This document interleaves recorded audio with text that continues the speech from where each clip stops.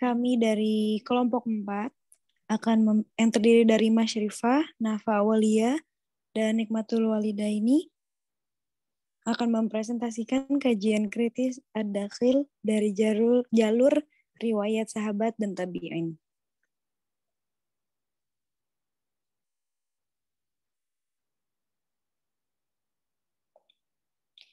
Dan langsung saja akan dijelaskan oleh Nikma.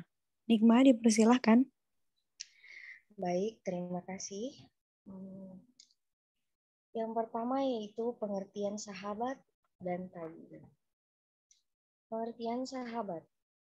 Ulama berbeda pendapat dalam mendefinisikan sahabat.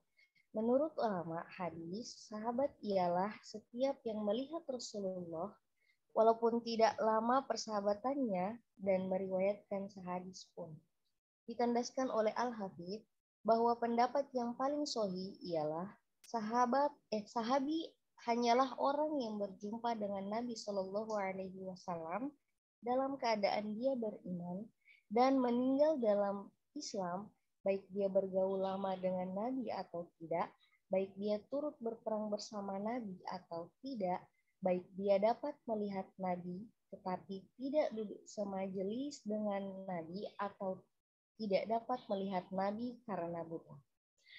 Yang berikutnya pengertian tabi'in. Tabi'in secara bahasa diartikan dengan pengikut, sebagai pengikut. Secara istilah, tabi'in diartikan dengan orang yang bertemu dengan sahabat dan meninggal dalam keadaan Islam, sekalipun masih berusia muda, baik bertemu dalam waktu yang singkat maupun lama. Di sisi lain, Al-Khatib memberikan definisi yang sederhana bahwa tabi'in ialah orang yang bertemu dengan sahabat. Next. Berikutnya yaitu periodisasi sahabat dan tabi'in. Yang pertama yaitu periodisasi sahabat.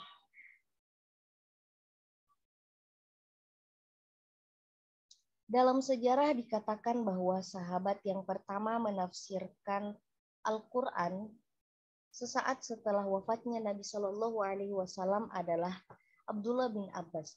Sahabat ini diberikan berbagai julukan, yaitu Bahr al-Ulum atau Lautan Ilmu, Habar al-Ummat atau Ulama Umat, dan Turjuman Al-Quran atau Juru Tafsir Al-Quran. Karena kedalaman ilmunya disaksikan sendiri oleh Nabi Muhammad SAW. Bahkan Nabi Muhammad SAW pernah mendoakannya sebagaimana yang ditulis oleh Al-Zarqani bahwa Nabi Muhammad SAW bersabda, Allahumma faqihu fid-din wa 'allamahu ta'wil, yang artinya, ya Allah, limpahkanlah ilmu yang mendalam dan ajarkanlah ilmu takwil kepadanya, yakni kepada Abdullah bin Abbas. Pada periode ini tafsir belum tertulis dan secara umum periwayatan ketika itu tersebar secara lisan. Sebagai Rasul, Nabi Muhammad berfungsi sebagai mubayyin, yaitu pemberi penjelasan. Penjelasan terhadap apa yang telah diturunkan Allah melalui wahyu yang disampaikan Jibril kepadanya. Beliau menjelaskan kepada para sahabatnya tentang arti dan kandungan Al-Quran, khususnya menyangkut ayat-ayat yang tidak difahami atau samar artinya. Penafsiran para sahabat terhadap Al-Quran hanya merujuk pada inti kandungan Al-Quran. Mereka adalah orang yang mengetahui secara langsung bagaimana Al-Quran diturunkan, sebab apa Al-Quran, serta peristiwa apa yang melatar belakangi Al-Quran diturunkan. Berikutnya yaitu periodisasi tabi'in. Periode ini bermula pada masa tabi'in yang notabene-nya sebagai generasi kedua Islam. As-Sabuni menyebut bahwa mufassir pada masa tabi'in jumlahnya sangatlah banyak, lebih banyak daripada mufassir para sahabat. Banyak tokoh penafsir muncul dari kalangan sahabat yang telah memberikan sumbangan besar dalam menafsirkan Al-Quran, sehingga para generasi selanjutnya dapat mengambil tafsiran dari pemikiran mereka. Munculnya para mufassir di kalangan tabi'in erat kaitannya dengan berakhirnya periode sahabat yang menjadi guru-guru para tabi'in. Mufassir di kalangan tabi'in banyak yang menyebar ke berbagai daerah kekuasaan Islam sekaligus menjadi guru-guru tafsir di daerah mereka. Pada periode tabi'in sudah mulai muncul pemalsuan-pemalsuan dalam bidang tafsir. Hal ini disebabkan pertama, fanatisme mazhab. Setiap golongan berupaya mendukung mazhabnya dengan berbagai cara hingga menafsirkan ayat-ayat Al-Quran sesuai dengan ideologi mereka, serta menguatkan eksistensi mazhab mereka. Kedua, aliran politik. Banyak sekali hadis-hadis palsu terkait penafsiran ayat disandarkan kepada Ali bin Abi Thalib dan Ibnu Abbas. Karena mereka memandang bahwa keduanya adalah orang-orang dekat dengan Nabi Shallallahu Alaihi Wasallam. Yang ketiga yaitu adanya semangat musuh-musuh Islam. Mereka adalah kaum zindik. Mereka masuk Islam hanya untuk merusak Islam dari dalam. Baik, saya kembalikan ke moderator. Terima kasih Nikma. Selanjutnya, faktor pemalsuan pendapat sahabat. Yang pertama, ada lunturnya kehati-hatian para mufassir atau hadis setelah hidup di masa yang jauh dengan sahabat atau tabi'in. Yang kedua, sebagian mufassir hanya fokus terhadap beberapa sahabat yang mengambil sumber dari ahli kitab, Yahudi dan Nasrani, atau dari ahli kitab yang akhirnya masuk Islam. Yang ketiga, terjadinya pertikaian antara umat Islam yang mengakibatkan perpecahan, seperti munculnya golongan Syiah, Rafidah, dan Khawarij. Yang keempat, maraknya fanatisme kabilah, bahasa dan imam atau pemimpin sebuah golongan. Yang kelima, semakin markanya cerita dan nasihat akibat terpengaruhnya sebagian umat Islam terhadap berbagai persoalan sosial yang mengancam kedekatannya kepada Allah.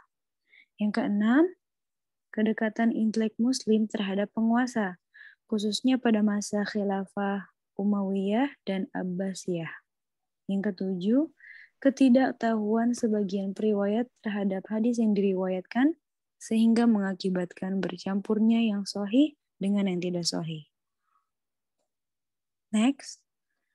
Selanjutnya, faktor pemalsuan dan pendapat dari tabi'in. Pada periode tabi'in sudah mulai muncul pemalsuan-pemalsuan dalam bidang tafsir. Hal ini disebabkan yang pertama, fanatisme mazhab. Setiap golongan berupaya mendukung mazhabnya dengan berbagai cara hingga menafsirkan ayat-ayat Al-Quran sesuai dengan ideologi mereka, serta menguatkan eksistensi mazhab mereka. Yang kedua, aliran politik. Banyak sekali hadis-hadis palsu terkait penafsiran ayat yang disandarkan kepada Ali bin Abi Thalib dan Ibnu Abbas. Karena mereka memandang bahwa keduanya adalah orang-orang dekat Nabi SAW. Yang ketiga, adanya semangat musuh-musuh Islam. Mereka adalah kaum zindik. Mereka masuk Islam hanya untuk merusak Islam dari dalam. Selanjutnya, pendapat sahabat dan tabi'in. Di sini mau menjelaskan bagian pendapat sahabat. Yang pertama, riwayat tentang hal-hal yang tidak dapat diintervensi akal. Seperti riwayat mengenai asbab al-nuzul, nasikh mansukh, dan muhkam mutasyabih. Riwayat sahabat dalam konteks ini dapat dibagi menjadi dua jenis, sahih dan dhaif sanadnya. Jika sanadnya sahih, maka riwayat tersebut dapat digunakan sebagai data penafsiran. Sebab ia sanadnya sahih, maka riwayat tersebut sebab ia dihukumi sebagai hadis marfu sampai kepada Nabi SAW. Tapi jika sanadnya lemah, maka tidak dapat dijadikan data penafsiran, kecuali bila didukung oleh salah satu di antara dua hal, yaitu ada riwayat dari sahabat lain yang mendukungnya, dan atau riwayat tersebut berasal dari sahabat senior yang dikenal kredibilitasnya. Yang kedua, riwayat mengenai hal-hal yang dapat diintervensi akal.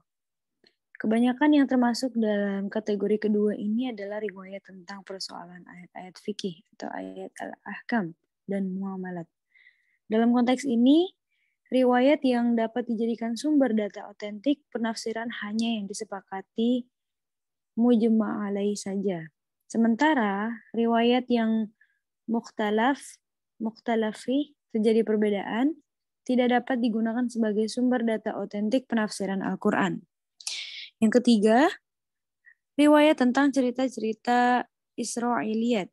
Riwayat Israiliyat yang dilansir dari sahabat harus di cross-check tingkat kesahihannya.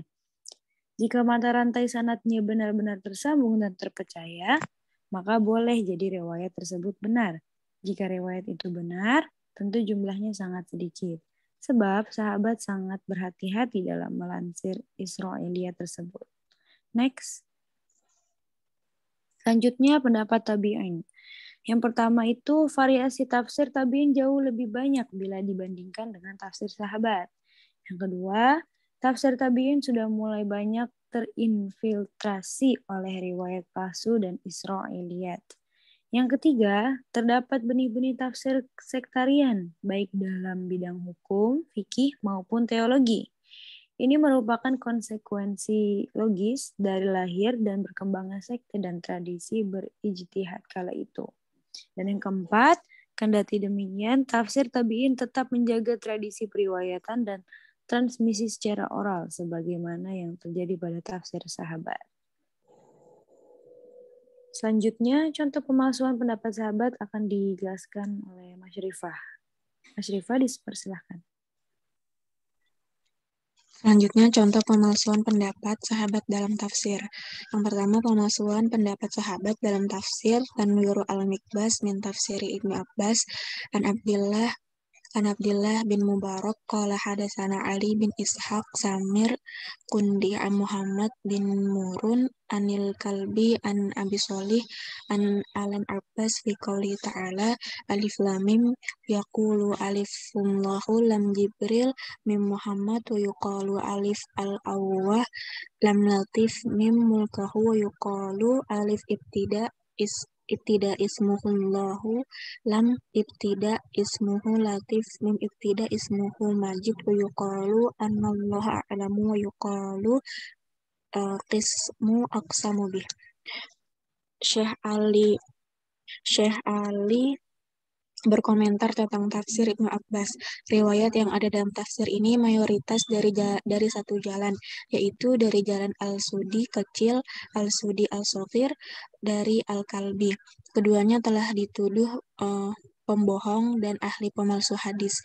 Maka jalan ini adalah rentetan hadis yang paling buruk, sedangkan rentetan riwayat yang paling sahih ialah rentetan riwayat yang lewat Ali bin Abi Thalha dari Ibnu Abbas. Rentetan inilah yang diambil oleh Imam Bukhari dalam kitab Sahihnya. Sedang Ibnu Abbas tidak pernah menafsirkan ayat Alif Lam Mim dari surah Al-Baqarah. Yang kedua, pemalsuan pendapat sahabat dari tafsir Ibnu Katsir dan Ruhu Al-Ma'ani. Bismillahirrahmanirrahim.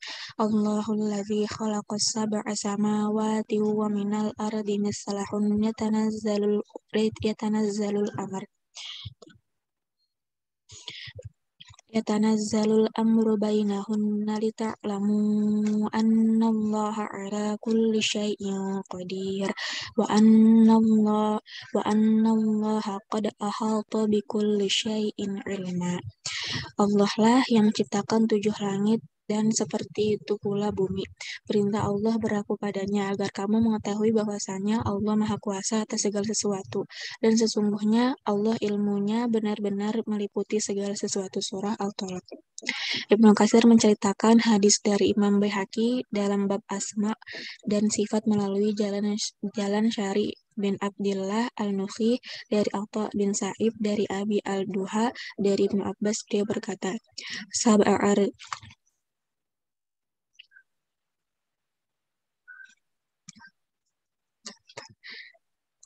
sab'a ardina fi kulli ardin nabi kanabikum wa adama ka adami wa nuha ka nuhi wa ibrahim ka ibrahim wa isa ka isa.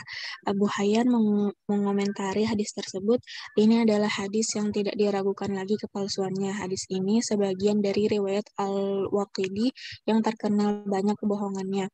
Meskipun demikian, Al-Alusi mengomentari pernyataan Abu Hayyan dengan berkata, tafsir yang sempat dinisbatkan kepada Ibnu Abbas tersebut sebetulnya tidak ada masalah di segi maknanya, karena masih masuk akal dan tidak melanggar syariat. Selanjutnya, contoh pemalsuan pendapat tabi'in dalam tafsir. Sebagai contoh ad-dakhil yang dinisbatkan kepada tabi'in adalah hadis yang berkenaan dengan firman Allah dalam surah Al-A'raf ayat ke-12. Bismillahirrahmanirrahim. Qala ma mana'aka alla tasjud Qala ma mana'aka alla tasjuda id amaratuk. Qala ana khairum minhu khalaqtani min nari wa khalaqtahu min tin. Artinya, Allah berfirman, apakah yang menghalangimu sehingga kamu tidak bersujud kepada Adam sehingga ketika aku menyuruhmu? Iblis menjawab, aku lebih baik daripada dia. Engkau ciptakan aku dari api, sedangkan dia engkau ciptakan dari tanah. Hadis yang terkait dengan ayat tersebut diriwayatkan oleh Abu Al-Abbas Al-Mansyuri Ahmad bin Muhammad bin Shalih dengan sanadnya kepada Ali radhiyallahu anhu secara marfu. Yang pertama kali beranalogi adalah iblis, karena itu janganlah kalian beranalogi. Hadis ini dinilai palsu dari segi penisbatannya kepada Rasulullah. Al-Dahabi juga memberikan penilaian senada, akan tetapi hadis tersebut benar adanya. Jika dinisbatkan kepada Ibnu Sirin dan Al-Hasan Al-Basri, Al-Damiri telah meriwayatkan dari Ibnu Sirin bahwa ia berkata, yang mula-mula melakukan analogi adalah iblis. Matahari dan bulan tidak akan menjadi sesembahan, kecuali adanya berbagai analogi. Al-Damiri juga meriwayatkan dari Al-Hasan Al-Basri yang kemudian membaca ayat, apakah yang menghalangimu untuk bersujud kepada Adam di waktu aku menyuruhmu? Iblis menjawab, saya lebih baik daripadanya. Engkau ciptakan saya dari api, sedangkan dia engkau ciptakan dari tanah. Setelah membaca ayat itu, Al-Hasan Al-Basri berkata, Iblis membanding-bandingkan sesuatu dengan yang lain. Dialah yang kali pertama melakukannya. Selanjutnya saya kembalikan kepada moderator. Baik, terima kasih Mas Rifah. Presentasi sudah selesai, langsung saja kita buka sesi tanya jawabnya. Apakah dari teman-teman adakah yang ingin bertanya?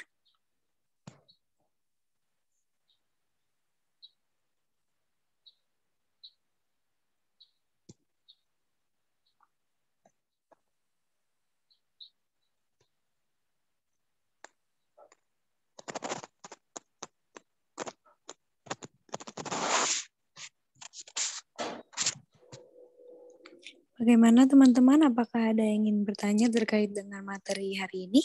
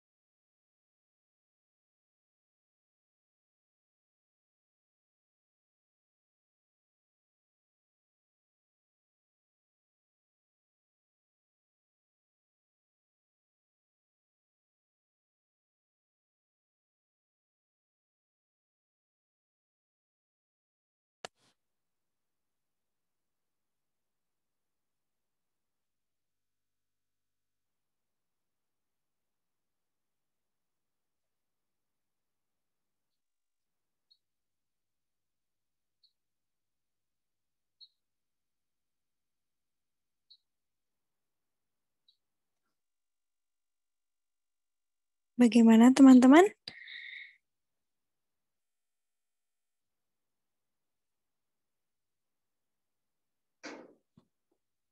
Sepertinya belum ada yang mau bertanya ya.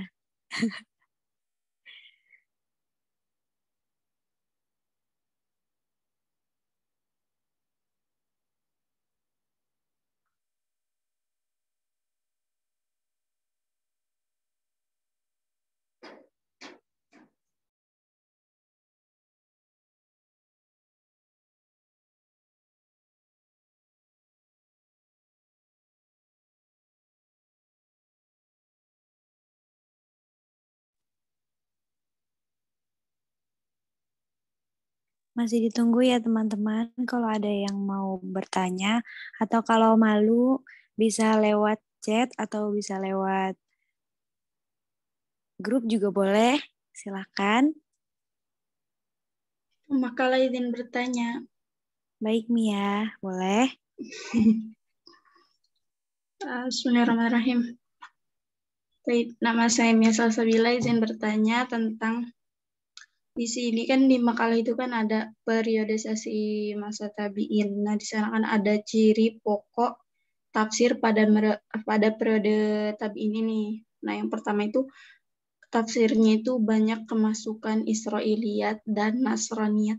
Nah, yang mau ditanya itu Nasraniyat ini bentuknya seperti Israiliyat atau ada perbedaan seperti itu. Bagian periodisasi tabiin ya? Ya, ciri pokok tafsir pada periode tabi'in. Poin yang pertama. Poin yang pertama. Oke Mia, terima kasih sudah bertanya. Ditunggu ya jawabannya. Sama-sama dan terima kasih kembali pemakalan. Oke, ada yang ingin bertanya lagi selain Mia?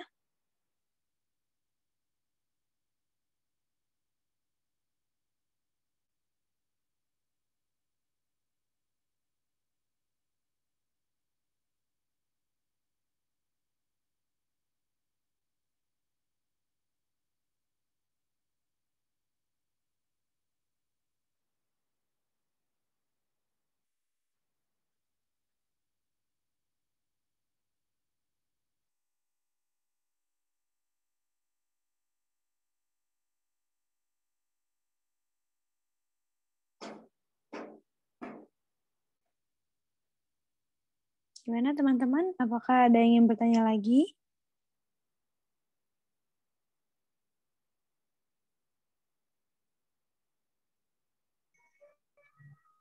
Makalah izin bertanya. Boleh, Kanisa. Silakan.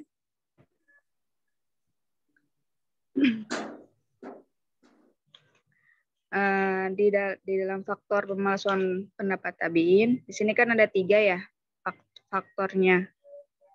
Nah, selain tiga ini ada nggak yang selain 3 faktor lainnya gitu? Oke, Anissa. Terima kasih sudah bertanya. Terima kasih Makalah.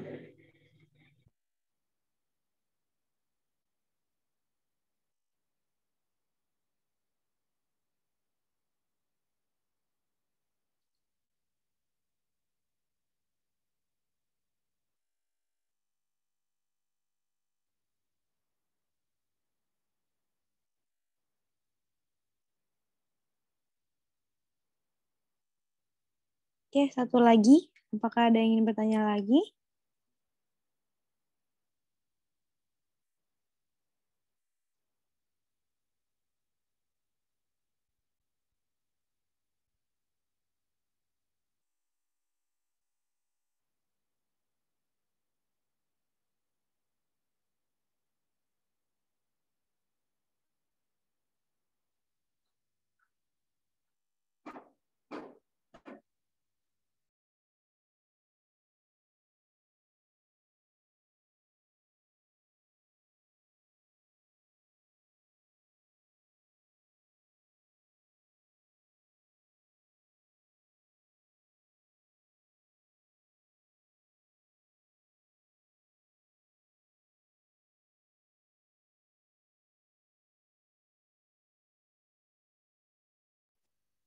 Baik, kami sedang proses mencari jawaban pertanyaan dari Mia dan Anissa dulu ya.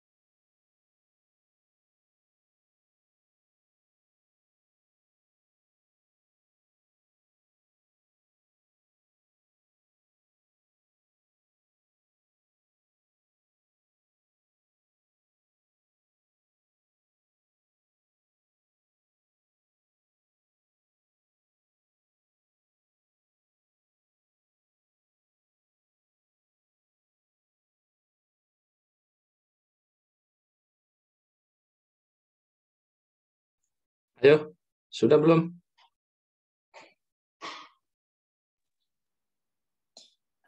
Untuk pertanyaan dari Anissa, itu pertanyaannya faktor tabiin selain dari 3 itu ya, yang dari PPT. Sepertinya cuma 3 itu aja sih faktornya, karena emang faktor tabiin itu susah banget dicarinya waktu kita cari referensi. Mungkin kalau emang dari Anissa ada tambahan faktor tabiin, boleh ditambahkan. Oh, berarti hanya ada 3 aja ya? Iya. Nah, oke. Baik, Makala. Terima kasih. Ya.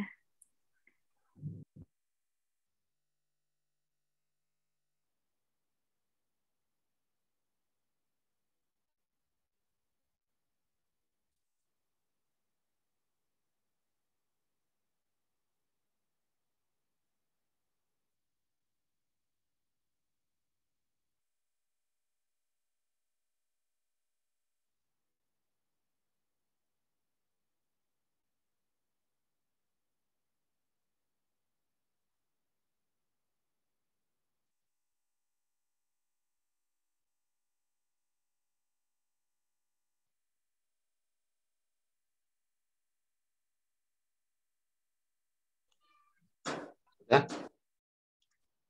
Ya, Pak. Sepertinya masih kita cari pertanyaan yang dari Mia. Masih proses mencari. Gitu, Pak Ulin.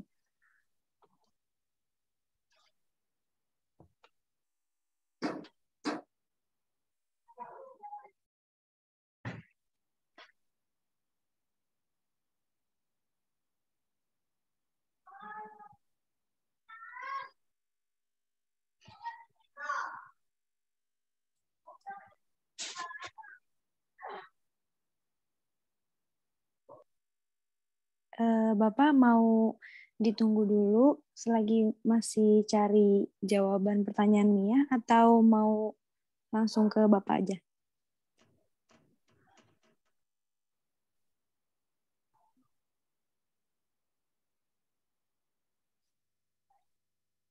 Apa pertanyaannya kok sampai lama nyarinya?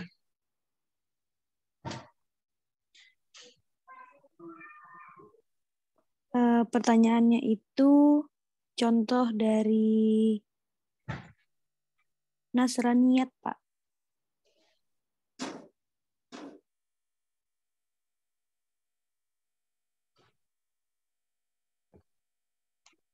Yang ngambilnya dari mana itu kemarin?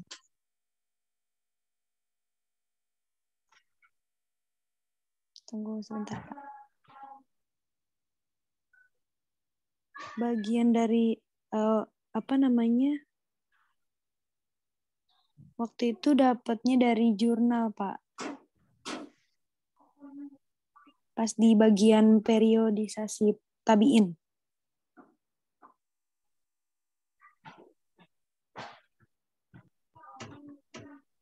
Jurnal itu nggak disebutkan.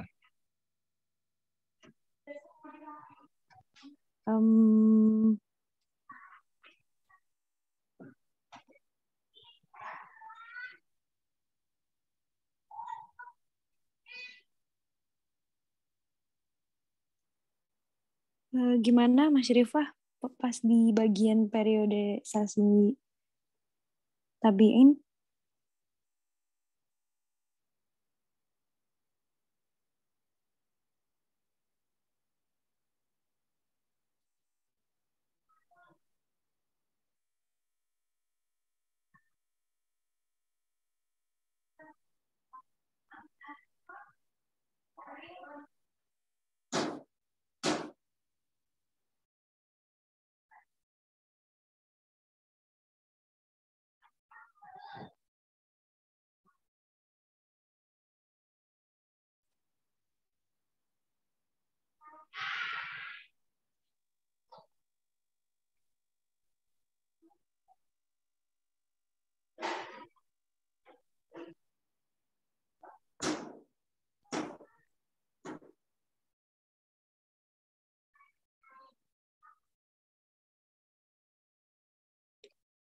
Baik, karena waktunya terus jalan ya, nanti dicari ya. Bismillah, alhamdulillah, wassalatu wassalamu ala rasulillah wa ala alihi wa ashabihi wa man wa ba'd. Kita lanjutkan diskusi kita hari ini. Sebelum kita masuk ke tema aqwalus sahabah wa tabi'in, terlebih dahulu saya sampaikan review tentang materi minggu lalu, yaitu identifikasi ad-dahil melalui jalur hadis Nabi atau sunnah Nabi ya. Pertama yang perlu kita ingat bahwa data-data tafsir yang berupa hadis Nabi tentu tidak sama antara satu hadis dengan hadis yang lain. Dalam mata pelajaran ulumul hadis sudah dipelajari bahwa kedudukan hadis itu dari sisi kualitas ada yang sahih, ada yang hasan, ada yang dhaif, ada yang maudhu'. Nah, yang sahih dan yang hasan itu kategorinya adalah al-asil fit tafsir, data yang valid dan otoritatif. Sementara untuk yang dhaif, lemah, dan maudhu', palsu, ini masuk kategori ad-dahil fit tafsir. Nah, pertanyaannya kemudian, bagaimana cara kita mengidentifikasi, menyeleksi riwayat-riwayat hadis yang ada dalam kitab tafsir? Nah, tentu cara yang bisa kita tempuh adalah cara dalam ilmu hadis, wabil khusus cara dalam naqdu al-matni wa as-sanadi, kritik matan dan kritik sanad. Misalnya begini, ketika kita membaca kitab tafsir, ya, katakanlah tafsir Ibnu Jarir at-Tabari, lalu kita ketemukan di situ riwayat hadis, maka langkah kita yang pertama, ya, sebelum menyimpulkan apakah ini dahil atau al-asil, langkah kita pertama adalah kita tahrid hadisnya dulu. Ya, cara mentahrid hadis itu sudah Anda pelajari di mata kuliah ulumul hadis. Ada 7 cara itu ya untuk mentahrid hadis. Tapi cara-cara itu kan cara-cara klasik. Nah, hari ini kita mungkin lebih bisa efektif ya, karena ada bantuan teknologi. Jadi misalnya kita masuk Maktabah Syamilah, di laptop sudah diinstal Maktabah Syamilah, atau masuk ke dalam aplikasi-aplikasi tentang hadis yang tersedia secara online dan gratis akses di internet banyak gitu ya. Tentu berbahasa Arab tentu saja ya.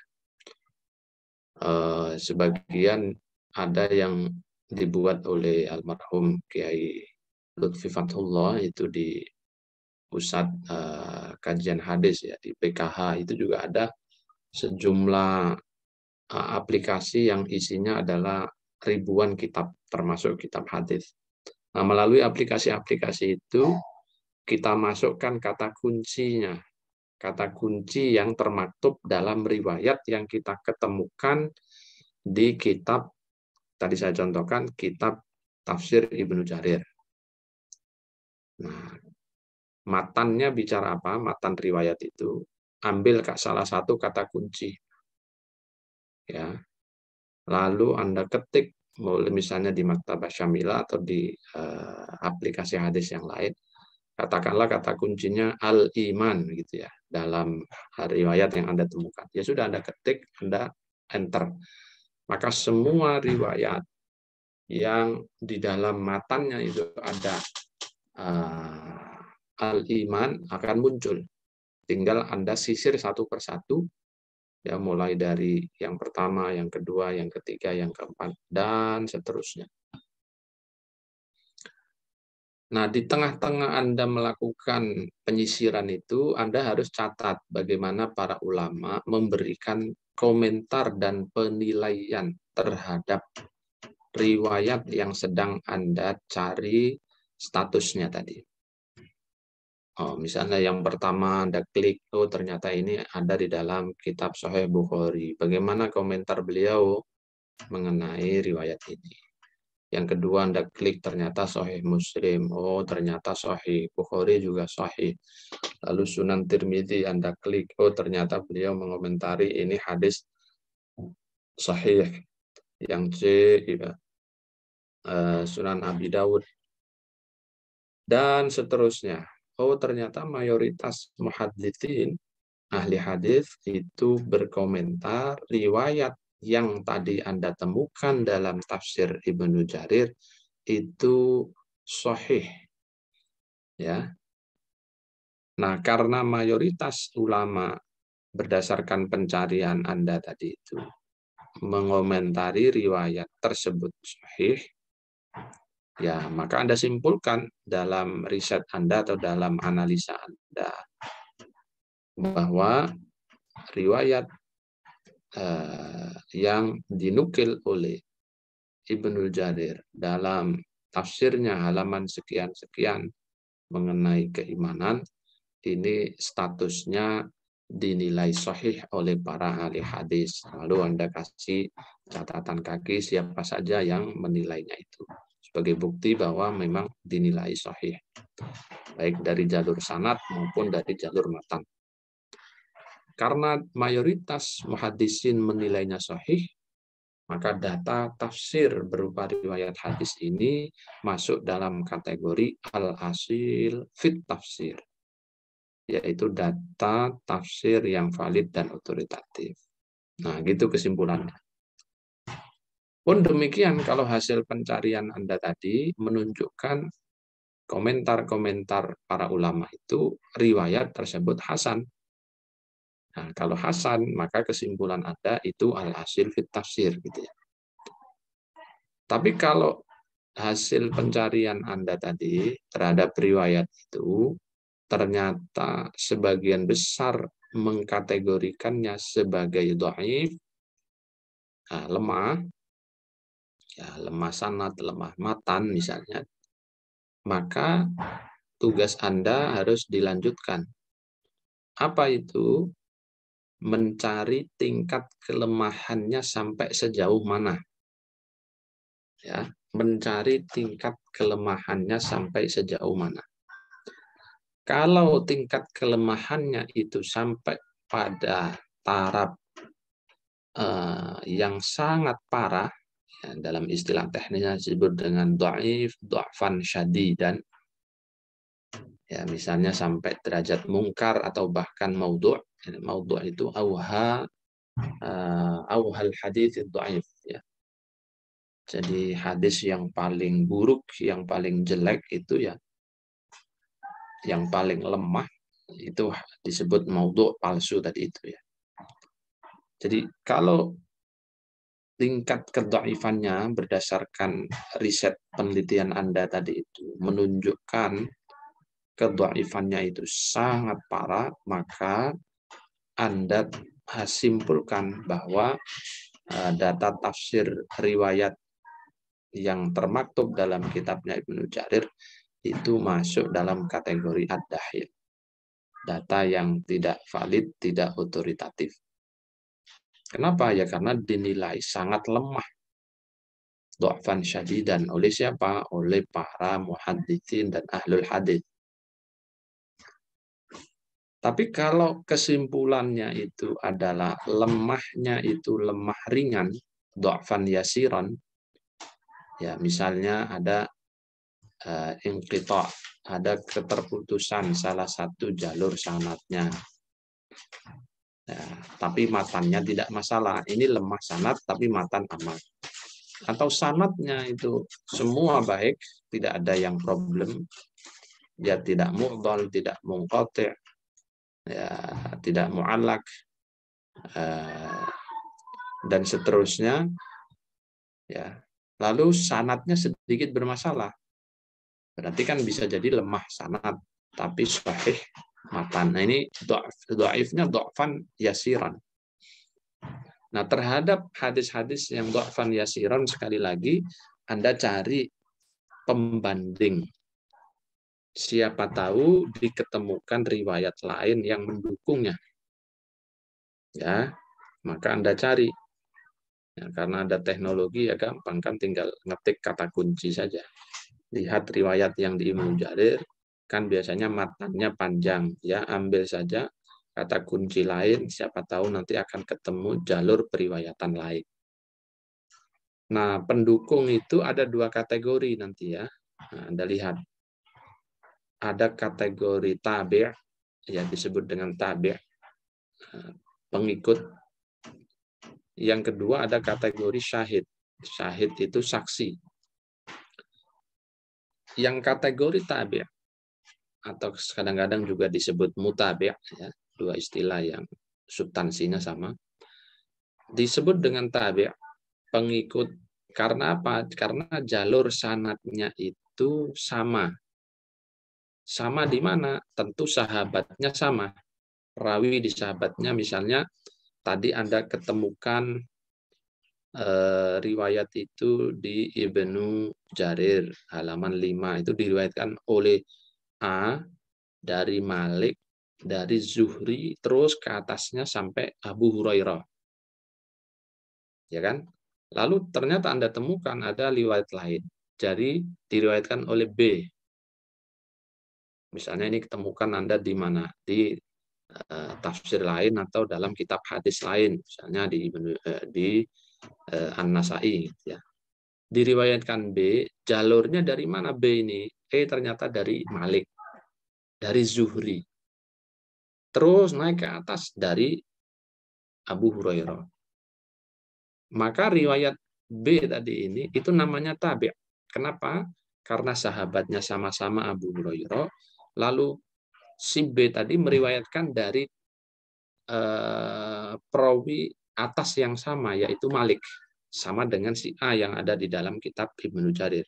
Tadi kan A dari Malik, dari Zuhri. Anda temukan di Nasai, si B ya ngambil dari siapa? Meriwayatkan dari Malik, dari Zuhri.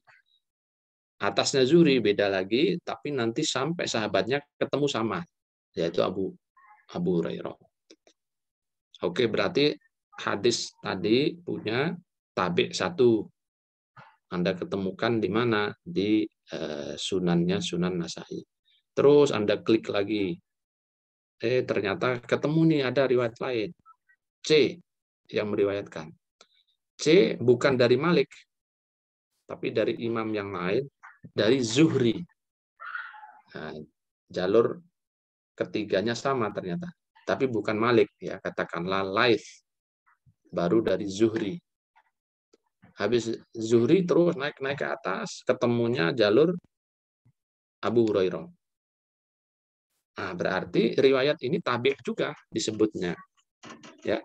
Riwayat si C ini disebut tabi' juga. Tapi tabi'nya tabi' nakis.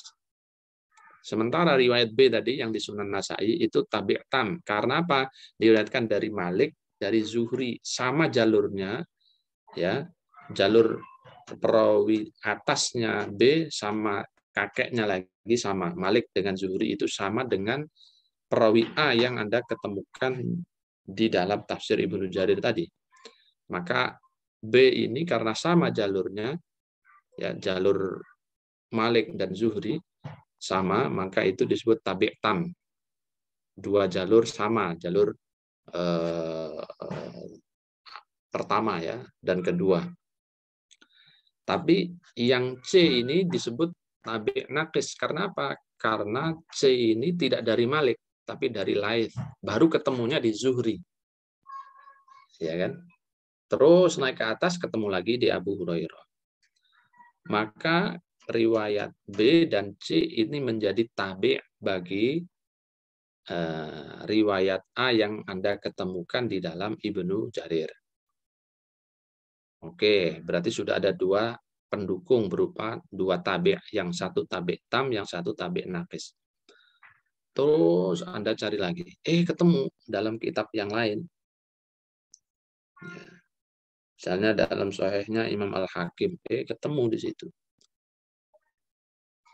Si Fulan D, tadi B, C, sekarang Fulan D. Fulannya lain lagi, D. Nah, D dari Fulan, terus sahabatnya bukan Abu Hurairah, tapi sahabatnya Ibnu Mas'ud. Nah, berarti ini jalurnya beda sama sekali ya. Maka disebut dengan syahid. Karena apa? Karena rentetan silsilah sanad, terutama di kalangan sahabatnya berbeda. Jadi kalau syahid itu pastikan berbeda di generasi sahabat. Soal di bawah dan di tengahnya ketemu sama-sama, itu tidak menjadi masalah ya. Nah, kalau di sahabatnya beda, berarti ini namanya kategorinya syahid. Nah, oke. Karena ada 3 riwayat yang mendukung, ya, 2-nya ini berupa tabi', 1-nya berupa syahid, berarti apa yang Anda temukan di dalam halaman 5 tafsirnya Ibnu Jarir, ini statusnya bisa naik menjadi hasan li ghairihi, gitu ya. Menjadi hasan li ghairihi min haitsus sanad, dari jalur sanad, karena ada syahid dan tabi' tadi. Karena naik menjadi hasan li ghairihi, maka kesimpulan akhir Anda apa? Kesimpulan akhir Anda ini termasuk al-asil fit tafsir, atau data yang valid dan otoritatif. Nah, gitu kesimpulan akhir Anda dalam penelitian atau riset Anda nanti. Oke, karena ada ketemu tabi' dan syahidnya. Lalu Pak, kalau seandainya tidak ketemu Pak, sudah dicari dengan berbagai macam kata kunci, lalu dibuka satu-satu, tidak ada yang isinya sama, berarti kan kedhaifannya tetap. Ya, kedhaifannya tetap. Kita lihat lagi sekarang. Karena ini statusnya tetap dhaif, kita lihat substansinya seperti apa. Substansi itu matan ya. Isi hadis ini seperti apa? Apakah bicara mengenai usul akidah dan usulul ahkam, pokok-pokok akidah atau pokok-pokok hukum? Ataukah bicara mengenai fadhailul a'mal? Ya, tolong ini diperhatikan, dicatat ya. Atau berbicara mengenai fadhailul a'mal. Kalau bicaranya tentang fadhailul a'mal, motivasi-motivasi untuk berbuat kebajikan, maka di sini ulama kan berbeda pendapat.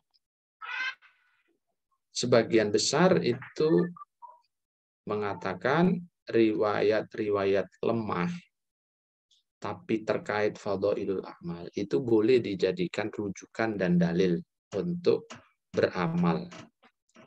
Ya, apalagi sekedar dijadikan rujukan tafsir. Boleh. Nah, kecuali memang substansinya fadhailul a'mal tapi terlalu berlebihan. Ya, berlebihan itu batasnya tidak wajar. Itu berlebihan. Amalnya sedikit misalnya, tapi balasannya digambarkan begitu berlipat ganda. Itu lebay namanya. Kalau terhadap dhaif yang lebay-lebay begini, walaupun fadhailul a'mal, ulama tetap tidak menjadikannya rujukan ya.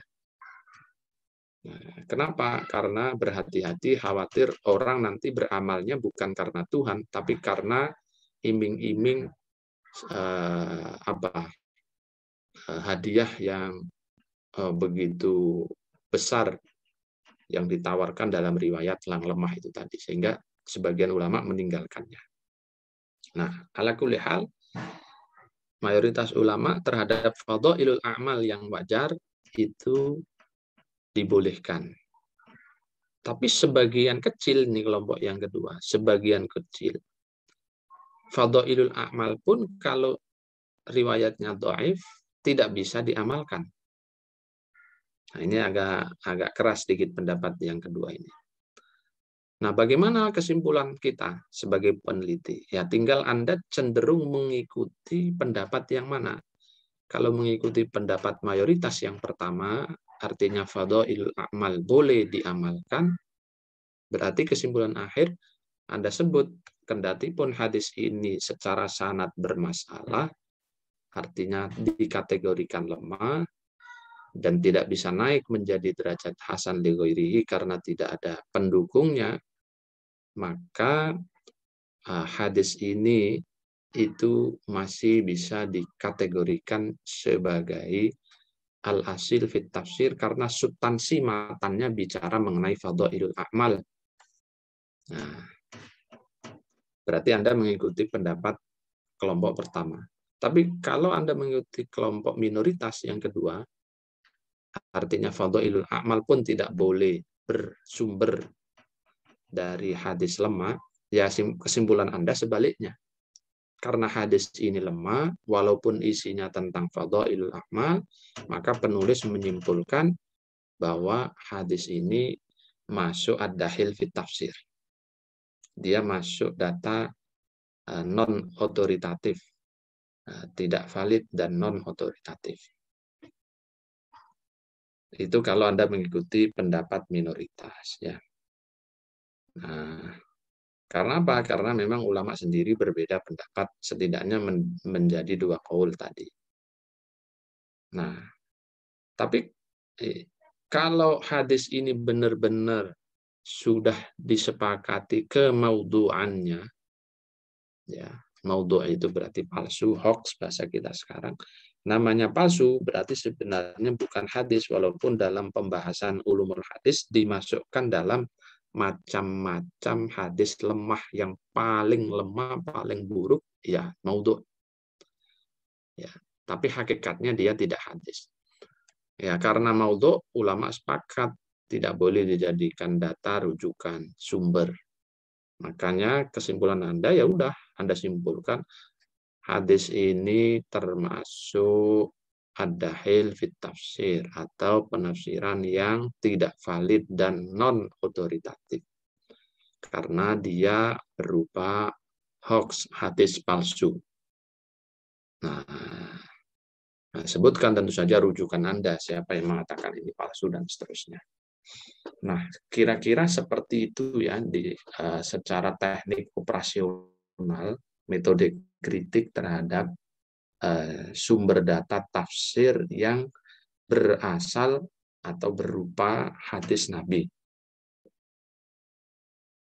Nah, jadi tidak bisa keluar dari bantuan ilmu hadis, khususnya ilmu naqdul matni wassanadi.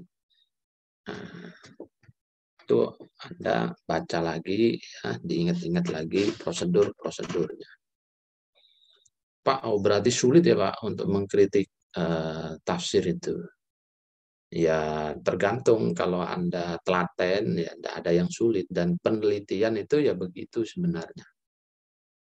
Langkah-langkahnya ya begitu ya.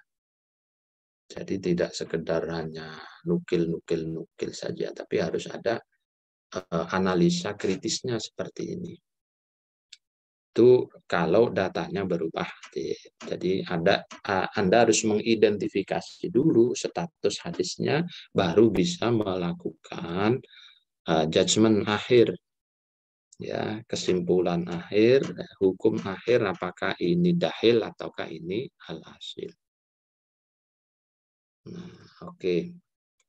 Mengenai hadis Nabi. Nah, contoh-contohnya ya sebagian misalnya yang terkategori maudhu', ya kemarin hadis al-Ghoronik sudah saya ceritakan ya. Ya, yang disebut oleh beberapa mufassir dalam kitab mereka tentang cerita dewa atau ya dewa Ghoronik itu ya. Kemudian contoh lain misalnya riwayat mengenai asal-usul atau sabab musabab Rasul menikahi Zainab bintu Jahsh. Zainab ini kan istri dari Zaid bin Harithah. Zaid bin Harithah itu anak angkatnya Rasul, ya kan? Pembantunya Khadijah yang adopsi dijadikan anak angkat, ya, dihadiahkan oleh Khadijah sepeninggal putra beliau yang pertama yaitu Qasim, ya. Karena sangat sedih maka dihadiahi oleh istrinya sendiri. Ini kita adopsi aja, ini Zaid ini bagus anaknya. Dia udah lama membantu kita, diadopsi, ya. Lalu nikah dengan Zaid bintu Jahash. Nah, dalam riwayat itu panjang sekali, ya, mengenai asbab nuzulnya, mengenai yang ayat apa itu, wazawwajnakaha gitu, ya. Itu disebutkan dalam beberapa kitab tafsir riwayat panjang mengenai salah satu penyebab turunnya ayat ini. Tapi dinilai oleh mayoritas mufassir sendiri, riwayat itu riwayat palsu, gitu, ya. Dari sisi matannya ada keterputusan dan banyak bermasalah, ya, status para perawinya. Yang kedua, dari sisi substansinya juga bermasalah, ya. Ada unsur ihanah kepada Nabi dalam isi substansi itu. Nanti Anda baca dalam buku saya ada itu, ya, detailnya. Karena itu, ini disimpulkan oleh para muhaditsin, oleh para mufassirin, itu juga hadis yang palsu. Karena palsu, ya sudah, Anda kategorikan ini adalah ad-dahil, data yang tidak valid dan non-otoritatif. Nah, kira-kira begitulah, ya, aplikasi analisanya nanti. Nah, sekarang kita beralih ke aqwalus sahabah wa tabi'in. Pendapat sahabat dan tabi'in. Tadi sudah disampaikan siapa sahabat, siapa tabi'in, ya. Itu harus ingat, ya. Jadi kalau Anda mendengar kata sahabat Nabi, ya, itu jangan dipahami dengan istilah sahabat dalam perspektif kita. Oh, ini sahabat saya. Nah, beda makna istilahnya, ya. Sahabat saya, teman saya. Jadi sahabat Nabi itu tidak sekedar teman Nabi, ya, tapi di situ ada unsur penjelasan yang lebih detail, ya. Ulama mengatakan, misalnya jumhur mendefinisikan itu adalah man laqiyan nabiyya wa amana bihi wa mata 'alal iman. Ini pendapatnya jumhur. Jadi siapa yang bertemu Nabi, ya, lalu iman dengan ajaran Nabi, sampai mati dia tetap beriman. Itulah sahabat. Definisi mayoritas ulama. Tapi ada definisi lain. Tidak man laqiya, tapi man ro'a. Man ro'an nabiyya wa amana bihi wa mata 'alal iman. Siapa yang pernah melihat Nabi, melihat itu tidak harus bertemu, kan? Melihat itu bisa dari jauh, bisa dari dekat, bisa sesaat, satu lintasan, misalnya Nabi lewat, lalu dia melihat, gitu, ya. Lalu dia lama-lama beriman dengan ajaran Nabi dan keimanannya dia pegang sampai meninggal. Nah, itu disebut sahabat. Definisi kedua, tidak banyak yang mendukung definisi ini.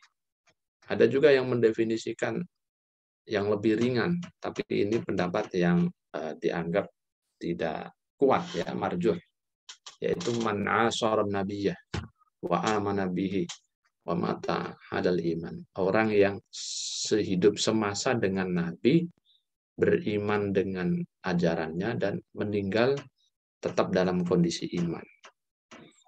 Nah, ini pendapat yang tidak populer, ya, tapi ada yang mengatakan seperti ini. Karena tidak populer, ya, jarang yang mengikuti, ya, kan?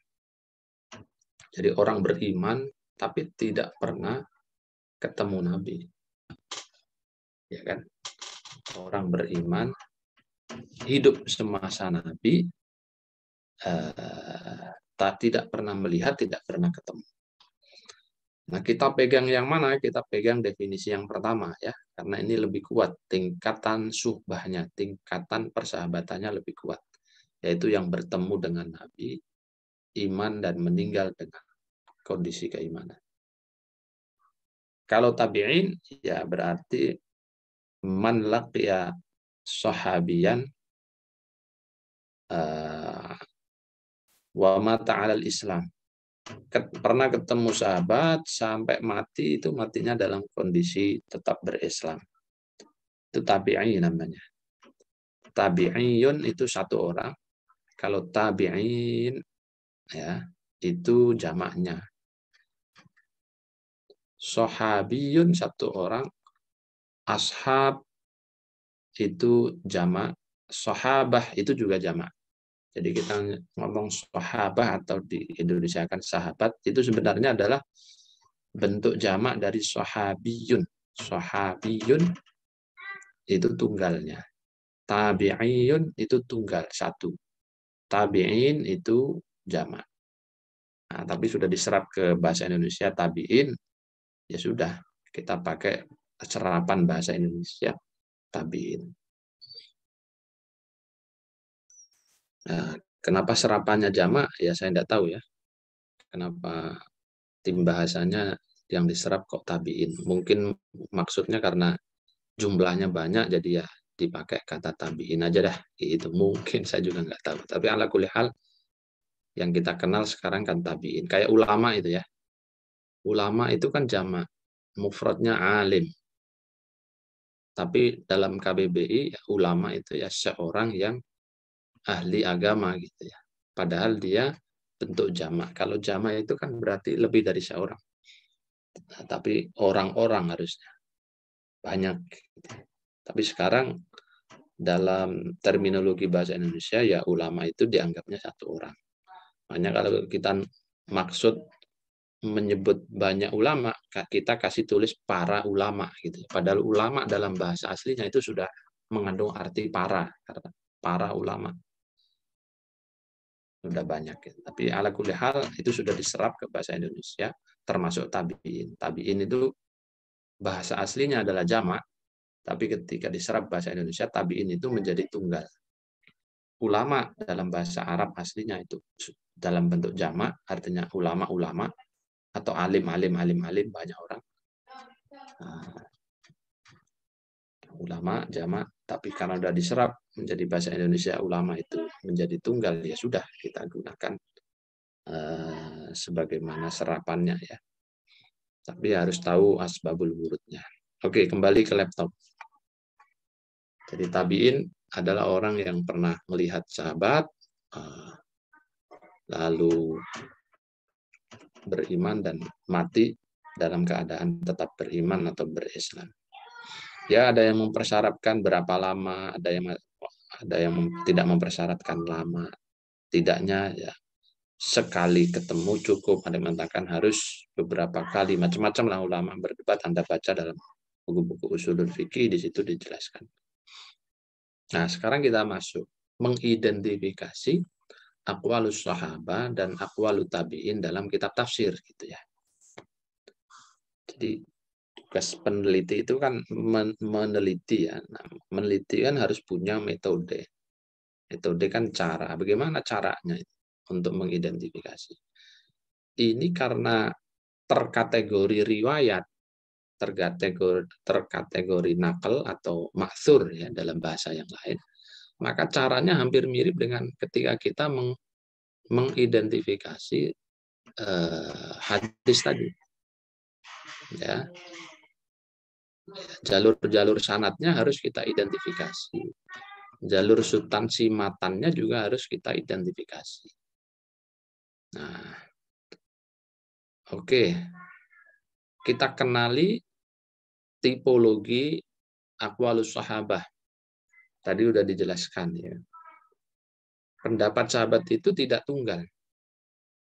Tidak tunggal dalam arti bermacam-macam. Sebagaimana pendapat ya manusia yang lain itu bermacam-macam.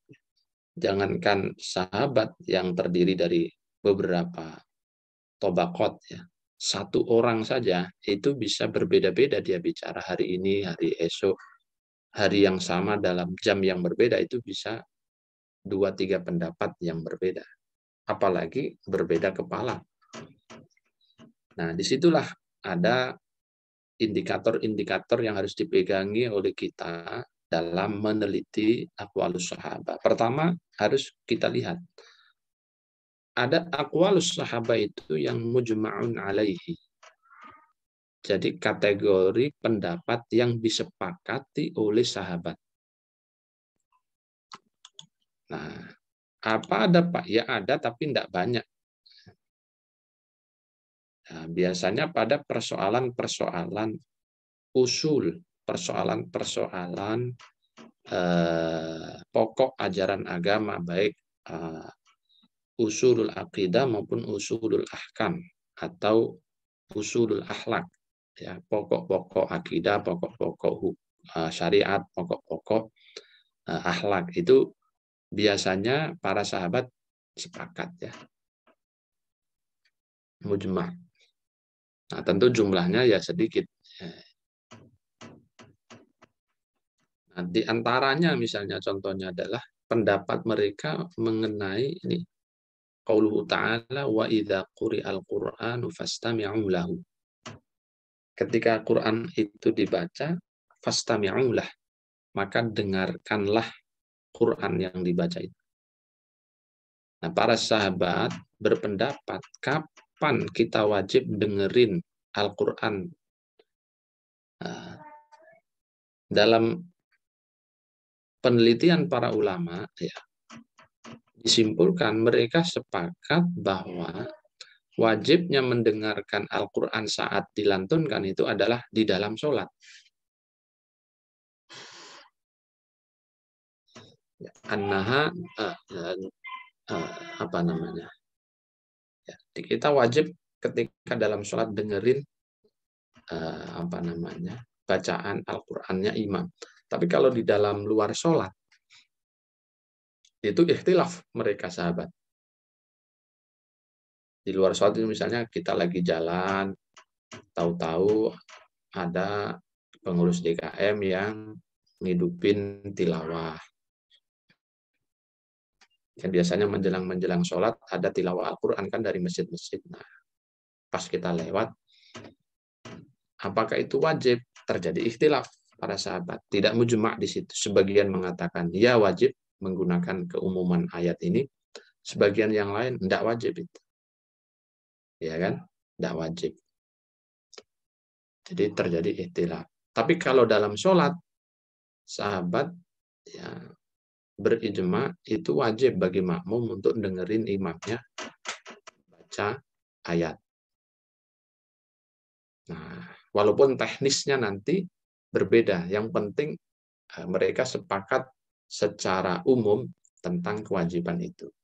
Nanti teknisnya kan beda-beda ya. Nah, itu bisa kita baca dalam fikih ya, keterangannya. Itu contoh.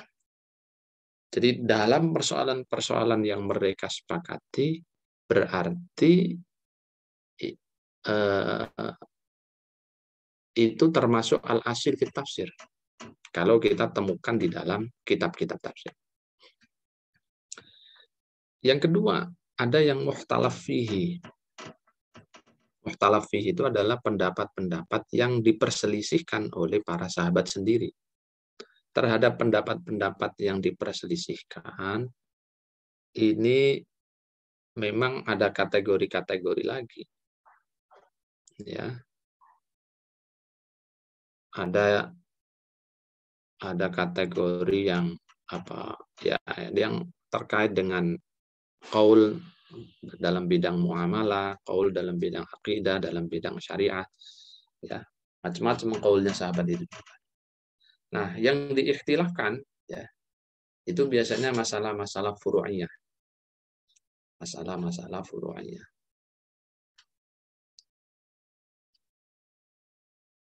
Kalau memungkinkan untuk dilakukan jamak itu dikompromikan, maka kita langkah pertamanya adalah menjamak qaul-qaul yang berbeda ini dulu. Dan kalau bisa dijamak, dikompromikan, berarti dia kategorinya al-asil fit tafsir, valid dan otoritatif. Tapi kalau di jamak tidak bisa, maka langkah kedua yaitu ditarjih. Kalau bisa ditarjih, maka yang rajih dan yang arjah, paling kuat dan yang kuat itu bisa kita jadikan data penafsiran, maksudnya al-asil. Tapi yang lemah, yang marjuh, itu bisa kita kategorikan ad-dahil. Nah, gitu ya.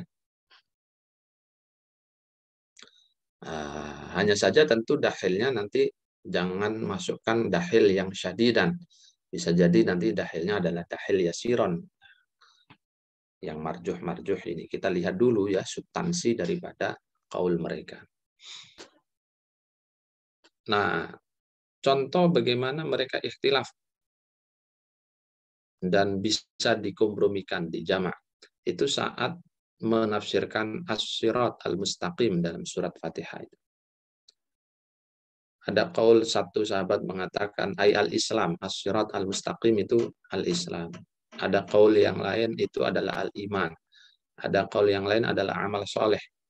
Ada qaul yang lain sirat mustaqim itu adalah Al-Qur'an Al-Karim. Ya, dan seterusnya banyak qaul. Ini kan ikhtilaf ya. Islam, iman, amal soleh, Quran itu ikhtilaf. Tapi ikhtilafnya ini ikhtilaf lafzi. Ya, ikhtilaf tanawwu', ikhtilaf variatif, bukan ikhtilaf kontradiktif ya. Ya, kalau ikhtilafnya ikhtilaf variatif itu biasanya masih bisa di kompromisasi, ditemukan titik temunya. Nah, maka dianalisa oleh para ulama. Ini maksudnya bagaimana nih sahabat, kok pendapat-pendapatnya beda?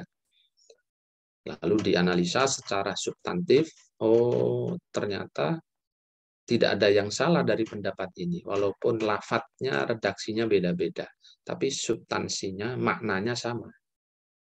Sirat mustaqim. Iman itu ya bisa mengantarkan kepada jalan lurus, ya, mengantarkan seseorang masuk dalam jalannya Allah, jalan yang lurus.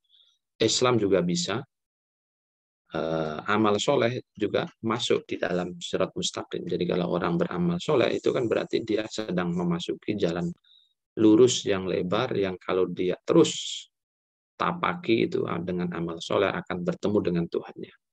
Pun demikian Al-Quran, di dalamnya berisi tentang penjelasan-penjelasan hukum Tuhan. Kalau kita ikuti, kita taati, ya kita masuk dalam sirat al-mustaqim. Oh berarti walaupun lafadznya beda-beda, tapi substansinya tidak berseberangan dan saling menguatkan.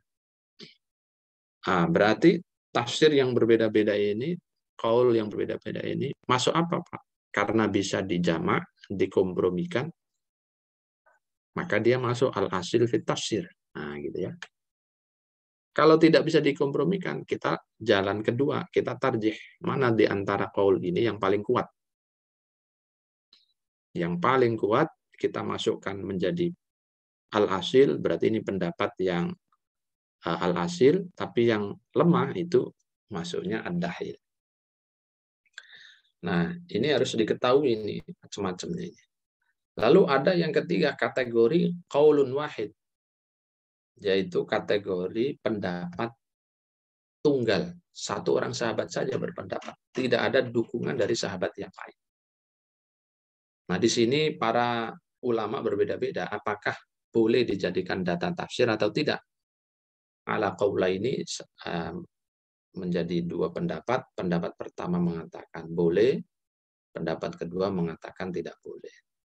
Nah, yang kalau kita mengikuti pendapat yang boleh, berarti kita simpulkan walaupun ini qaulun wahid, ya, jadi satu pendapat tunggal dari sahabat, ya, tidak didukung oleh qaul sahabat-sahabat yang lain, ya, berarti ya kalau mengikuti pendapat yang membolehkan, berarti kita sebut al-asil.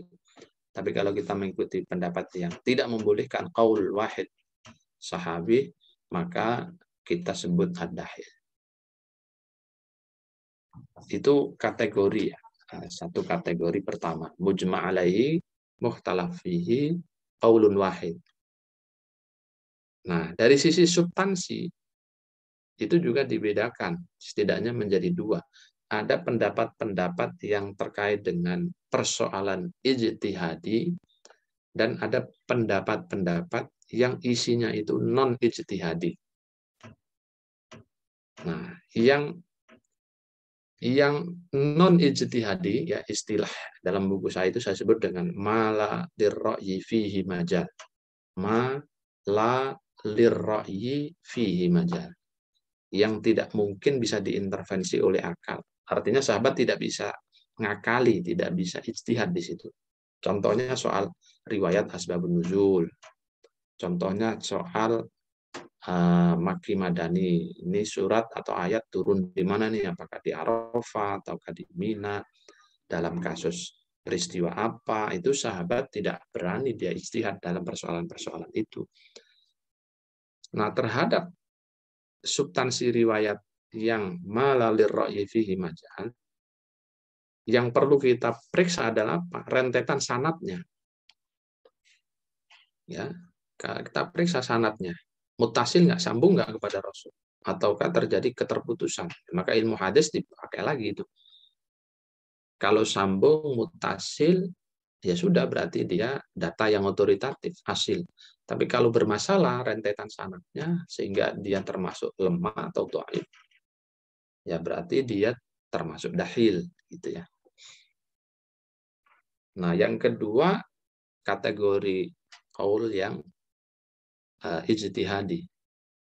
Maka nalir ra'yi fihi majal, ya, persoalan-persoalan yang bisa diintervensi oleh akal ijtihad sahabat.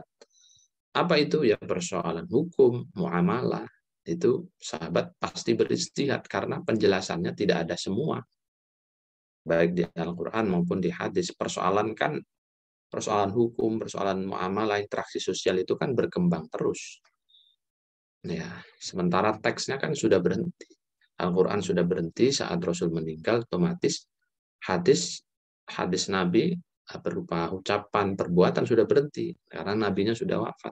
Sementara peristiwa aktivitas kan tidak pernah berhenti. Nah, terhadap itu semua kan butuh solusi. Maka sahabat beristihad untuk memberikan solusi-solusi itu.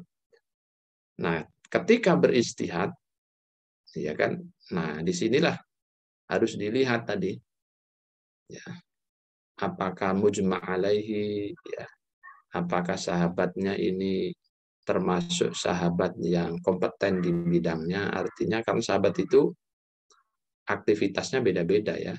Kalau di bidang politik, ya kita rujukannya ya Umar, Sayyidina Abu Bakar, dan kita lihat dulu dalam masa siapa ini.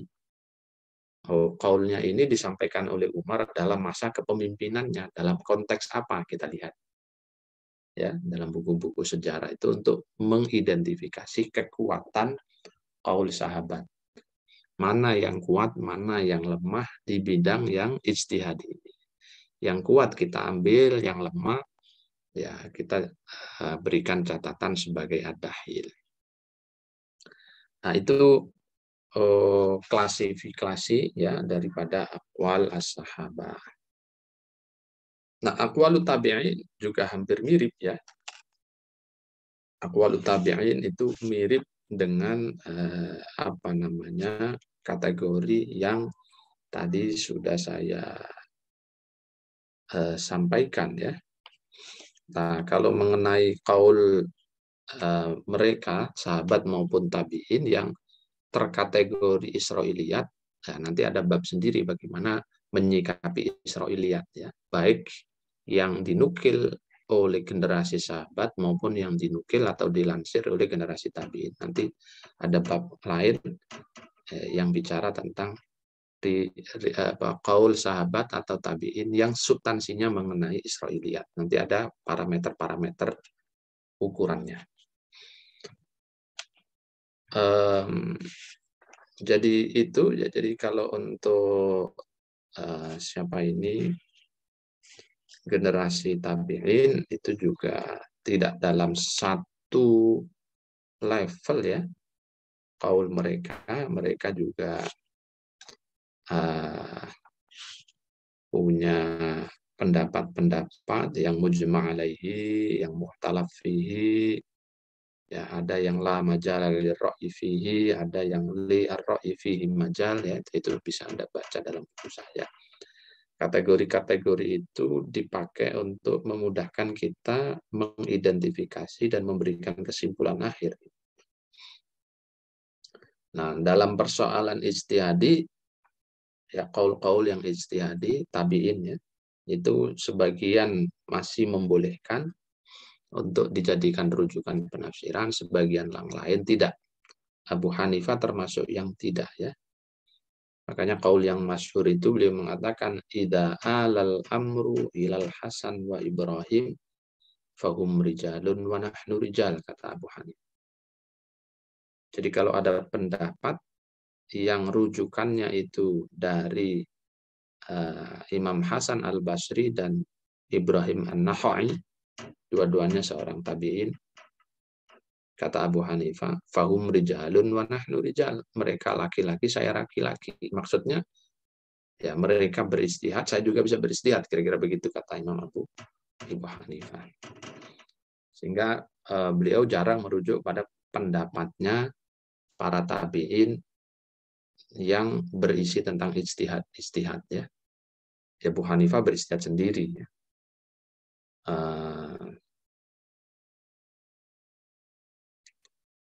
Nah, oleh karena itulah terjadi ikhtilaf tadi ya. Kalau sebagian yang lain kayak Imam Ahmad ya tetap mendahulukan qaulnya tabi'in walaupun itu ijtihad tabi'in daripada ijtihad generasi setelahnya. Imam Ahmad karena beliau seorang ahli hadis ya, sebelum belajar fikih kepada Imam Syafi'i ahli hadis, sehingga penghormatan terhadap generasi tabi'in itu sangat kuat ya. Sehingga kalau disuruh milih, kamu memilih pendapat ijtihadnya tabi'in ataukah ijtihadmu sendiri? Lebih baik mengambil ijtihadnya tabi'in karena mereka generasi yang diyakini tahu sahabat. Sementara kami jauh sekali hidupnya setelah generasi tabi'in ya. Sehingga beliau masih mendahulukan pendapatnya tabi'in. Itu terjadi ikhtilaf lah di kalangan ulama. Ala kulli hal yang menjadikan qaulnya tabi'in sebagai rujukan itu harus diidentifikasi ya, apakah termasuk persoalan ijtihadi yang dirujuk ataukah tidak ijtihadi. Ya, pastikan tidak ijtihadi ya. Kemudian tabi'i yang dijadikan rujukan data itu bukan tabi'i yang memang dia dikenal sebagai tukang penukil riwayat Israiliyat itu. Kalau isi dan substansi periwayatannya itu adalah Israiliyat. Yang ketiga, usahakan tabi'i yang dirujuk itu adalah tabi'i yang senior, bukan yang junior. Nah, itu beberapa syarat yang dipersyaratkan oleh ulama untuk menilai kualitas pendapat tabi'in. Ya, bisa diperdebatkan sebenarnya prasyarat-prasyarat itu salah satu pendapat saja.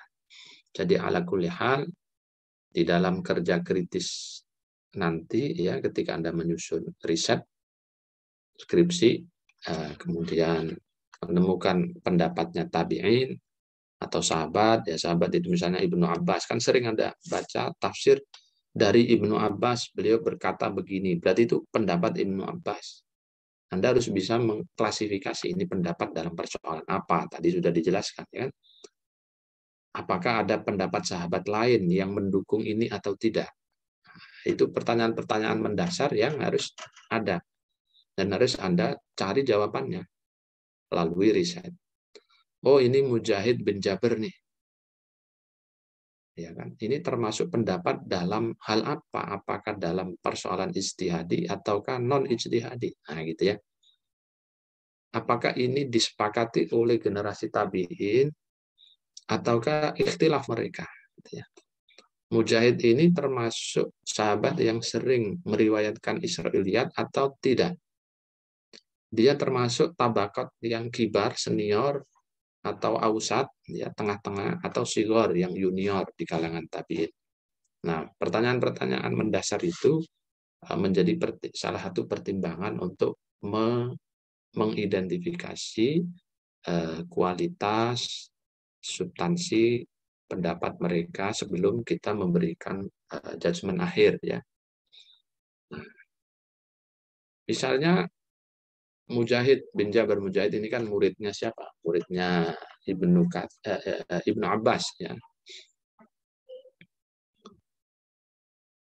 Memang Mujahid ini termasuk murid yang paling sering memberikan periwayatan, ya, dari gurunya Ibnu Abbas, termasuk juga beristihad sendiri. Dan dalam beberapa aspek ijtihadnya ya keren gitu, ya. Walaupun kalau dilihat dari sisi studi kritis, ya tentu perlu ada catatan-catatan. Jadi misalnya ketika beliau Mujahid bin Jabir itu menafsirkan ayat qauluhu ta'ala asa ayyab'atsaka rabbuka maqaman mahmuda.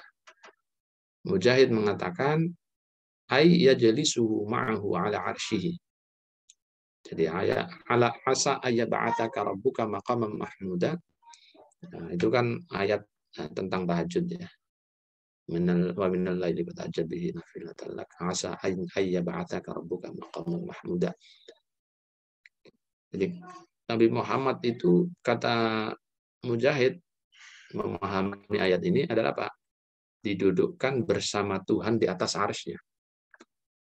Nah, ini pendapat dinilai oleh para ulama tafsiran yang munfarid, dia sendirian ini, dan itu berdasarkan ijtihadnya Mujahid. Maka catatannya panjang para ulama terhadap pendapat ini. Ada yang memberikan komentar, ini persoalan ghaibiyat, ya. Bagaimana Mujahid bisa mendeskripsikan yang gaib dengan yang syahid? Ini problem epistemologis, ya. Yang kedua,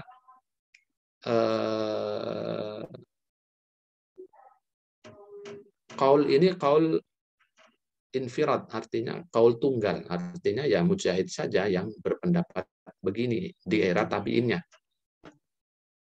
Kalau kaul infirad lalu juga termasuk berdasarkan ijtihad pribadi, tidak ada dukungan dari tabi'in yang lain, maka sebagian ulama mengatakan tidak bisa dijadikan rujukan. Karena pendapat pribadi boleh dia berpendapat, tapi untuk dirinya sendiri gitu, tidak dijadikan rujukan yang dikonsumsi oleh publik. Jadi sifatnya privasi. Dan sah-sah saja kalau pendapat sifatnya pribadi. Tapi kalau dinukil dalam kitab tafsir yang kemudian itu dikonsumsi oleh publik, yang di situ menjadi problem. Sehingga para ulama mengkritisi ini menjadi pendapat yang aneh karena infirad, tidak ada pendukung dari yang lain, kemudian persoalan ijtihadi, dan juga secara substansi ini bicara tentang ghaibiyat, apalagi ghaibiyatnya terkait dengan sifat tentang af'alnya Tuhan, sifat af'alnya Tuhan, ya, masuk dalam kategori mutasyabihat. Masa Tuhan ditasbihkan atau diserupakan dengan makhluknya? Nabi Muhammad duduk bersama-sama di atas arsy, itu kan menggambarkan Tuhan, mempersonifikasikan Tuhan, dan itu tidak boleh dalam kerangka kajian ilmu akidah. Ini masuk dalam kategori kelompok Jahmiyah. Kalau zaman dulu ada kelompok Jahmiyah, itu satu kelompok yang kalau mendeskripsikan Tuhan itu dideskripsikan secara personifikatif, jadi dipersenkan seperti makhluk, ya, duduk ya seperti duduknya makhluk, dan itu berbahaya, ya, terutama bagi orang awam kalau memaknai seperti itu. Nanti dikhawatirkan akan menggambarkan, mendeskripsikan Tuhan itu seperti makhluk, padahal Tuhan bukan makhluk. Tuhan itu kholik. Kholik itu pasti berbeda dengan makhluk, ya. Nah, pendapatnya Mujahid bin Jabir tabi'i, muridnya Ibnu Abbas, ini masuk dalam kategori tasbih, mentasbih Tuhan ya dengan makhluknya. Sehingga kesimpulan banyak ulama mengatakan ini contoh pendapat yang masuk dalam kategori ad-dahil fit tafsir. Ada di dalam tafsir Ibnu Jarir at-Tabari. Ibnu Jarir menukil ini dari jalur Muhammad bin Fudail, dari Lais, yang baru dari Mujahid bin Jabir.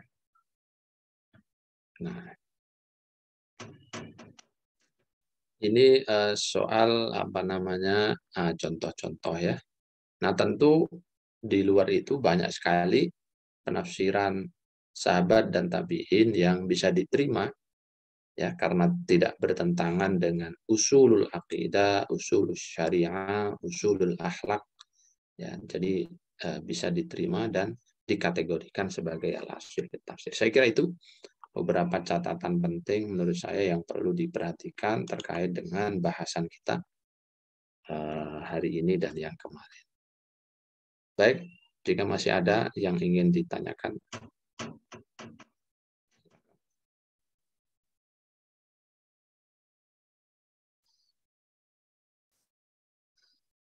Cukup?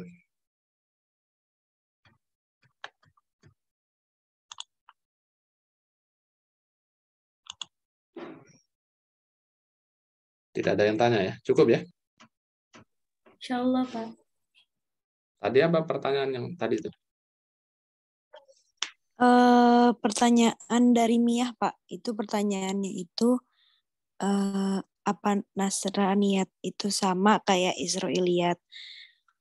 Terus Nafa mau jawab, jawabannya itu sama. Jadi tuh maksudnya tuh itu tuh sebuah cerita orang Yahudi sama Nasrani gitu, Pak.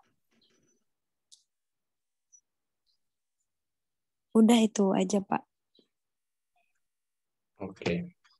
Jadi Israiliyat itu definisinya ada yang memperluas, ada yang mempersempit ya. Ini pertemuan mungkin yang akan datang. Yang memperluas itu, yang mempersempit itu adalah definisi yang hanya mengembalikan cerita-cerita yang bersumber dari anak turunnya Israel. Dalam hal ini anak turunnya Yakub.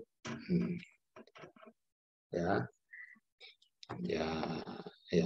anak turunnya Nabi Yakub. Jadi Yakub punya keturunan berapa itu? 12 ya. Ya, dari anak turunnya itu. Apa anak turunnya Yakub? Ya berarti ya Yahudi gitu ya. Itu yang mempersempit Israelia. Tapi yang memperluas ya misalnya tulisan Adz-Dzahabi itu termasuk yang memperluas definisi Israiliyat. Israiliyat itu pokoknya semua riwayat yang bersumber dari ahlul kitab dan non ahli kitab yang tidak punya landasan yang kokoh dari ajaran agama, itu dia masukkan sebagai bagian dari Israiliyat. Maka cerita dari Yahudi ya Israiliyat berdasarkan definisi ini ya. Cerita dari Nasrani ya Israiliyat, cerita dari Buddha-Buddha ya, atau yang Hindu-Hindu ya, cerita tutur legenda itu ya masuk dalam kategori Israiliyat. Ya. Nah, itu bagi yang mendefinisikannya secara luas. Nah, istilah Nasraniyat itu ya barangkali digunakan oleh si penulis untuk membedakan cerita-cerita yang berasal dari kalangan Nasrani dengan cerita-cerita Israiliyat dalam definisi sempit yang dianggap berasal dari Yahudi. Jadi ada Israiliyat, Nasraniyat. Berarti Israiliyat yang dia maksud oleh penulis tadi itu berarti cerita Yahudi. Nasraniyat berarti cerita kaum Nasrani. Nah, berarti yang menulis itu termasuk yang mempersempit definisi Israiliyat, ya. Sehingga dia menggunakan dua istilah, Israiliyat dan Nasroniyat. Kalau mengikuti pendapat yang memperluas makna Israiliyat, ya tidak usah Nasroniyat, dia pakai istilah. Cukup Israiliyat dalam makna yang umum.